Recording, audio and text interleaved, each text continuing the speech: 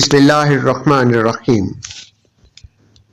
قارون حضرت موسیٰ علیہ السلام کے چچا یسخر کا بیٹا تھا۔ بہت ہی شکیل اور خوبصورت آدمی تھا، اسی لیے لوگ اس کے حسن و جمال سے متاثر ہو کر اس کو منور بھی کہا کرتے تھے۔ اس کے ساتھ ساتھ اس میں یہ کمال بھی تھا کہ وہ بنی اسرائیل میں تورات کا بہت بڑا عالم اور بہت ہی ملنسار و با اخلاق انسان تھا، اور لوگ اس کا بہت ہی ادب و احترام کرتے تھے۔ قارون حضرت موسیٰ علیہ السلام کی صحبت میں رہ کر تورات کے علم سے مالا مال ہوا۔ قارون لوگوں کے ساتھ بہت ہی اچھا حسن سلوک کرتا تھا، جس کی وجہ سے لوگ بھی قارون کی دل و جان سے عزت کرتے تھے۔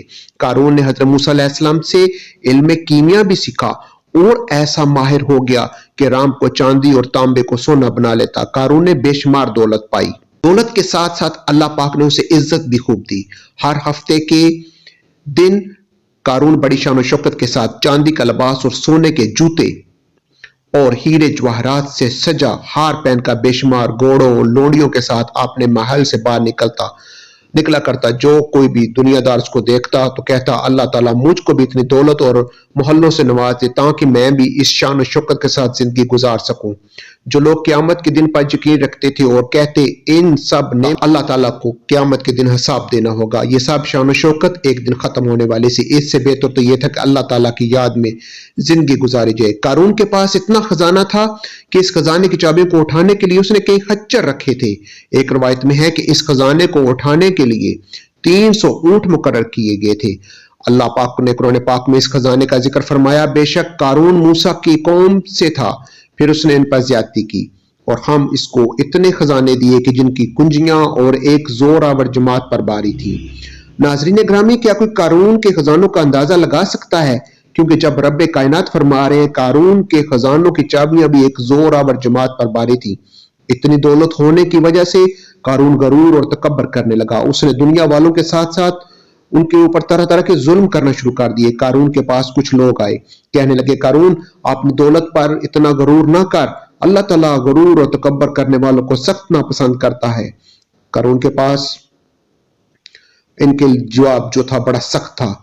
قرآن پاک میں یوں بیان فرمایا، میرے نبی وہ وقت یاد کرو جب قارون سے اس کی قوم کہنے لگی خزانوں پر اتنا شوق نہ بن، اللہ تعالیٰ ایسے شوق بازوں کو پسند نہیں فرماتے۔ اللہ تعالیٰ نے تجھے اتنے خزانے دیے ہیں کہ اسے آخرت میں جنت کا گھر بنا، ہاں دنیا میں بھی ایسے ہی حصے کی گزر فائدہ اٹھا، اپنی قوم سے اچھا رویہ اختیار کر، بالکل اسی طرح جس طرح اللہ نے تیرے ساتھ اچھا رویہ اختیار کیا۔ زمین میں خزانے دیے، دہشت گردی پھیلا اور فسادیوں کو اللہ پسند نہیں کرتا۔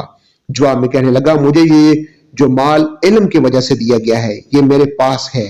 قارون کہتا، مجھ پہ اللہ تعالیٰ کا کوئی احسان نہیں، میں نے اتنی محنت کی کہ آج اتنے خزانے کا مالک بن گیا ہوں، مجھ پر اللہ تعالیٰ نے کوئی احسان نہیں کیا، میں تو خود ہی بہت عقل مند انسان ہوں۔ اللہ تعالیٰ کی طرف سے حضرت موسیٰ علیہ السلام کو زکوٰۃ دینے کا حکم نازل ہوا۔ جب حضرت موسیٰ علیہ السلام نے قارون کو زکوٰۃ دینے کا فرمایا تو قارون نے کہا، جی بھائی، میں اپنی دولت کا 1000واں حصہ زکوٰۃ ادا کروں گا۔ جب اس نے اپنے سارے خزانے کی زکوٰۃ کا اندازہ لگایا تو بہت زیادہ تعداد بن گئی، تو اس کے دل میں لالچ آ گیا۔ اس نے زکوٰۃ دینے سے انکار کرتے ہوئے بنی اسرائیل کو کہا، موسیٰ علیہ السلام کی کسی بات پر یقین مت کرو، وہ تمہاری دولت کو زکوٰۃ کے بہانے کم کرنا چاہتا ہے۔ قارون نے اسرائیل کے لوگوں کو حضرت موسیٰ علیہ السلام کے خلاف کرنے کے لیے ایک چال چلی۔ اس نے ایک عورت کو بے شمار دولت دی، تم موسیٰ علیہ السلام پر بدکاری کا الزام لگاؤ، حضرت موسیٰ علیہ السلام نے میرے ساتھ بدکاری کی ہے۔ قارون نے بنی اسرائیل کو اکٹھا کیا اور حضرت موسیٰ کے پاس آ کر کہنے لگے، اے موسیٰ، آپ بنی اسرائیل کے لوگوں کو واضح نصیحت فرمائیں تاکہ وہ اللہ تعالیٰ کی طرف متوجہ ہوں۔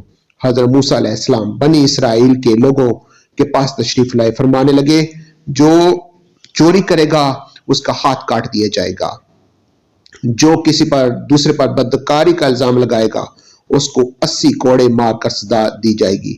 اگر کوئی شادی شدہ بندہ زنا کرے تو اس کو 100 کوڑے مقرر فرمائی، اگر غیر شادی شدہ زنا کرے تو اس کو اتنا مارو کہ وہ اسی جگہ مر جائے۔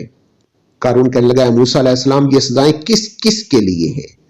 تو حضرت موسیٰ علیہ السلام فرمانے لگے، قارون یہ سب کے لیے مقرر ہے، چاہے میں ہی کیوں نہ ہوں۔ قارون کہنے لگا، بنی اسرائیل کے لوگوں نے آپ پر الزام عائد کیا ہے، آپ علیہ السلام نے فلاں عورت کے ساتھ زنا کیا۔ جب اس عورت کو آپ علیہ السلام کے سامنے لایا گیا تو موسیٰ فرمانے لگے، تجھے اس خدا کی قسم جس نے بنی اسرائیل کو لیے اس دریا کو جاری کیا، اس دریا میں بنی اسرائیل کے لیے راستے بنائے، جس خدا نے تورات نازل فرمائی۔ تجھ کو اس ذات کی قسم، سچ سچ بتا، تجھ کو یہ الزام لگانے کا کس نے کہا؟ اس عورت نے کہا، مجھے خدا کی قسم، قارون نے مجھے بے شمار دولت کی لالچ دی کہ میں سب کے سامنے موسیٰ علیہ السلام پر یہ الزام لگاؤں۔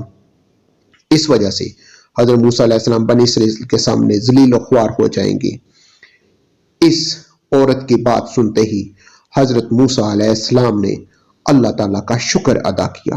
حضرت موسیٰ علیہ السلام نے خدا سے دعا کی، اے اللہ، قارون پر سخت عذاب نازل فرما، قارون تیرا ناشکرہ بندہ بن چکا ہے۔ اللہ تعالیٰ نے حضرت موسیٰ علیہ السلام پر وحی نازل فرمائی، میں نے زمین کو تیری فرما برداری کا حکم دے رکھا ہے، آپ جو چاہیں زمین کو حکم دیں۔ حضرت موسیٰ علیہ السلام نے قارون سے پوچھا، تم نے یہ سب کیوں کیا؟ قارون نے جواب دیتے ہوئے کہا، اے موسیٰ علیہ السلام، اگر اللہ تعالیٰ نے تجھ کو نبوت عطا کی ہے تو میرے پاس بھی دولت کی کوئی کمی نہیں، اگر آپ چاہیں تو آپ مجھ کو بد دعا دے سکتے ہیں اور میں بھی آپ کو بد دعا دوں گا۔ حضرت موسیٰ علیہ السلام نے فرمایا، پہلے تو مجھے بد دعا دے گا، میں اللہ تعالیٰ سے تیرے عذاب کی دعا کروں گا۔ قارون کہنے لگا کہ پہلے میں تجھے بد دعا دیتا ہوں۔ قارون نے حضرت موسیٰ علیہ السلام کو بد دعا دی تو حضرت موسیٰ علیہ السلام کو کچھ نہ ہوا۔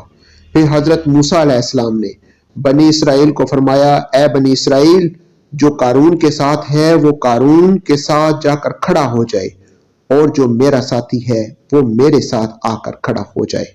حضرت موسیٰ علیہ السلام کا یہ حکم سن کر صرف 2 آدمیوں نے قارون کا ساتھ دینا مناسب سمجھا۔ جب 2 آدمی قارون کے ساتھ جا کر کھڑے ہو گئے تو حضرت موسیٰ علیہ السلام نے زمین کو حکم دیا کہ قارون کو اپنے اندر دنس لے، تو زمین نے اس کو اپنے اندر دنس لیا۔ جب قارون نے یہ صورتحال دیکھی تو حضرت موسیٰ علیہ السلام کو رشتہ داری کے واسطے دینے شروع کر دیے۔ اس وقت حضرت موسیٰ علیہ السلام نے قارون کی کسی بات کی طرف توجہ نہ دی۔ اس طرح قارون سارے کا سارا زمین کے اندر چلا گیا۔ جب 2 آدمیوں نے قارون کا ساتھ دیا تھا، وہ کہنے لگے، موسیٰ علیہ السلام نے قارون کو زمین میں اس لیے دفن کیا کہ اس کے سارے خزانوں پر قبضہ کر لوں۔ ان کی زبان سے یہ الفاظ سن کر حضرت موسیٰ علیہ السلام نے زمین کو حکم دیا کہ قارون کے خزانوں کو بھی اپنے اندر دفن کر لے۔ زمین نے حضرت موسیٰ علیہ السلام کے حکم سے کی تعمیل کی، اللہ تعالیٰ کی دعا سے۔ اللہ تعالیٰ ہم کو نیک کام کرنے کی توفیق عطا فرمائے، آمین۔